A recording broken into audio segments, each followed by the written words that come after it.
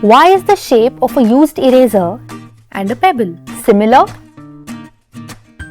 Let's break it down.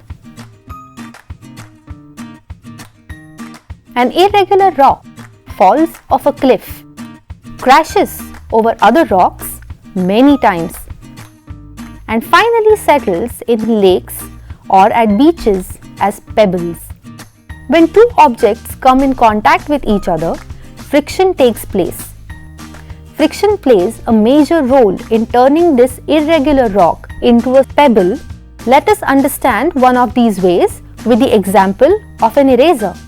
Just like any irregular rock, a new eraser has faces, edges, and corners. But a used eraser and a pebble have no corners or edges. How? Friction acts only in one direction at a face, whereas in two directions at an edge, and in three directions at corners. The net friction is hence highest at the corners, followed by the edges, and least at the faces.